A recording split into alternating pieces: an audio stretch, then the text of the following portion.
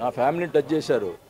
గుర్తుపెట్టుకోండి, టైం వస్తుంది. కానీ ఒకటైతే చెప్తున్నాను, ఎవరినైనా నేను సహించాను, కానీ నన్ను అన్నింటి నేను ఏదో సహించాను, కానీ నా కుటుంబం మీద మాట్లాడటం నేను మటుకు సహించలేను. నాకు రాజకీయం లేకపోయినా పర్వాలేదు, కానీ కుటుంబం గురించి మాట్లాడితే నేను సహించను. ఎస్పీ కనుక నేను వాళ్ళ మీద ఇది చేయకపోతే మేము ఇంటింటికి పోయి కొడతాడంట. ఏంటది రెచ్చగొట్టం? ఇంటింటికి పోయి కొట్టేది ఏంది? మేము ఇక్కడంతా చేతకాలంలో ఉన్నాం అనుకుంటున్నారా? అని రాజకీయ లబ్ధి ఏంది అది? మా ఇప్పుడు ప్రచారం చేసుకుంటే ఆపి మీరు రాజకీయ ఇది చేస్తున్నారా, మేము చేస్తున్నామా? ఈరోజు మళ్ళీ మా ఫ్యామిలీని ఇచ్చేయటం నిజంగా అది ఎంతవరకు సమంజసమో. ఇంకా చంద్రబాబు నాయుడు గారు బాలినేని గారి వల్ల ఈ జరిగిందని చెప్పి అంటున్నాడు. ఒకసారి విషయం తెలుసుకోండి, ఇక్కడికి వచ్చి ఏం జరిగిందో ఒకసారి తెలుసుకోండి. మీ ఫ్యామిలీని ఏమనంటే ఊరుకుంటారా మీరు? నేను అడుగుతా ఉన్నా. నేను ఆయన సంబంధించినటువంటి పవన్ కళ్యాణ్ గారిని కూడా అడుగుతా ఉన్నాను. ప్రశ్నిస్తారు అంటున్నారు కదా, ఒక ఫ్యామిలీ, ఒక క్యాండిడేట్ వాళ్ళ ఫ్యామిలీ గురించి ఇష్టం వచ్చినట్టు మాట్లాడితే ఎంతవరకు సమంజసమో ఒకసారి వాళ్ళు కూడా స్పందిస్తారని కూడా నేను అనుకుంటున్నా. అతను ప్రెస్ మీట్ పెట్టి మా కోడల్ని అతను నెట్టారు, మా కోడల్ని బూతులు తిట్టారు. ఆ బూతులు కాదు, మా ఫ్యామిలీ జోలికి వచ్చారు. ఇవన్నీ సింపతి గేమ్ ఆడుతున్నాడు అతను. ఎలక్షన్ వచ్చినప్పుడల్లా ఇదే. పోయినసారి కూడా ఇట్లే చేశాడు, ఈసారి కూడా సింపతి గేమ్ కోసం దాన్ని ఏదో మా ఫ్యామిలీ మీదకి వచ్చారు. ఎవ్వరు కూడా తెలుగుదేశం పార్టీ వాళ్ళు ఆడవాళ్ళ దగ్గర ఎంతో జాగ్రత్తగా ఉంటారు, క్రమశిక్షణగా ఉంటారు. ఏం దౌర్జన్యం చేశామండి? నేను మా మనుషులకి ఇద్దరికి దెబ్బలు తగిలితే ఇద్దరు మరి వాలంటీర్కి పాప వాలంటీర్ 5th మంత్ ప్రెగ్నెంట్ అయితే ఆ వాలంటీర్ నెట్టి చేస్తే వాళ్ళ హాస్పిటల్లో చేరితే వాళ్ళని పోయి పరామర్శించడానికి పోయి మేము పరామర్శించి వాళ్ళ ప్రాబ్లం చూసుకొని మేము వచ్చేసాం.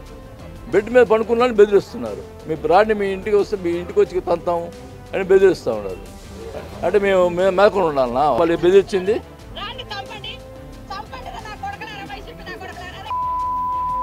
ఇదిగో. ఏంటి ఈ భాష?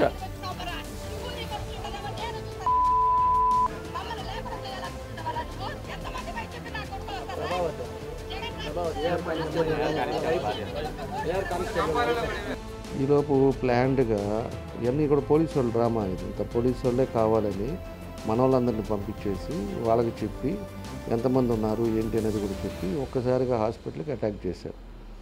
అటాక్ చేసి అక్కడ బయట ఉండే వాళ్ళు మన వాళ్ళ మీద కొంతమంది మీద చేసుకొని అక్కడ ఉండే అద్దాలు పగలగొట్టారు. అదే ఇవన్నీ కూడా జరిగింది రాత్రి. మళ్ళీ బయట నా వెహికల్స్ ఉంటే ఆ కారు అద్దాలు పగలగొట్టడం గందరగోళంగా చేసి వెళ్ళారు. అతనేమో విపరీతంగా అవినీతి డబ్బులు సంపాదించాడు. ఈ పొలాల ఆస్తుల డబ్బులు, ఆ డబ్బులు, ఈ డబ్బులు మొత్తం ఇష్టారాజ్యంగా సంపాదించి ఈరోజు దాన్ని ఒక 50 మంది 100 మంది పైన జీతాలు ఇస్తున్నాడు. 15,000 20,000 జీతాలు ఇచ్చి ఆ కుర్రోళ్ళని తిప్పుతా. అంతా కూడా 21, 22 ఇయర్స్ వాళ్ళు.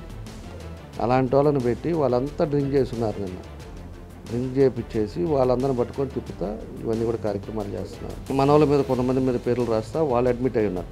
నువ్వు సరే వాళ్ళని చూడటానికి వస్తున్నావు అనుకో, నువ్వు 10 మందితో రావాలి. నువ్వు 400 మందితో ఎందుకు వస్తావు? కొంతమంది ఆడవాళ్ళని కూడా, స్లమ్ ఆడవాళ్ళని కూడా పంపించి ఇవన్నీ కూడా ఎలక్షన్ కమిషన్ కూడా పెట్టాం. కాకపోతే ఏంటంటే ఏదో విధంగా మళ్ళా సింపతి కోసం అది అని ఇది అని చెప్పి చేయడానికి చూస్తున్నాడు. మేమే కంప్లైంట్ చేస్తాం ఈసీకి. ఎంతకాడికి మమ్మల్ని వాళ్ళే రెచ్చగొట్టి వాళ్ళే చేసి వాళ్ళే గందరగోళం చేసి మమ్మల్ని ఏదో రకంగా కేసులు పెట్టించడానికి ప్రయత్నం చేస్తూ ఉన్నారు. సిఐలు కొంతమంది పాత వాళ్ళు ఉన్నారు. వాళ్ళు ఏంటంటే మరీ అత్యుత్సాహంగా చూపిస్తూ ఉన్నారు. అది కూడా ఎలక్షన్ కమిషన్కి చెప్పాం, మేము కోర్టులో కూడా వేసాం. అది ప్రాసెస్లో ఉంది. అదే తొందరలోనే అది కూడా నిర్ణయాలు వస్తాయి. వీళ్ళు పోలీసు వాళ్ళని చూసుకొని వాళ్ళు చెప్పిన దాన్ని బట్టి చేయటం తప్పితే వీళ్ళకంత ధైర్యాలు లేవు, వాడికి చేసే పరిస్థితులు కూడా కాదు. కాబట్టి పోలీసులు కూడా కొంతమంది అత్యుత్సాహంగా ఉన్నారు. కాబట్టి దాన్ని కూడా ఎలక్షన్ కమిషన్ కూడా సీరియస్గా తీసుకోవాల్సిన అవసరాలు ఉన్నాయి.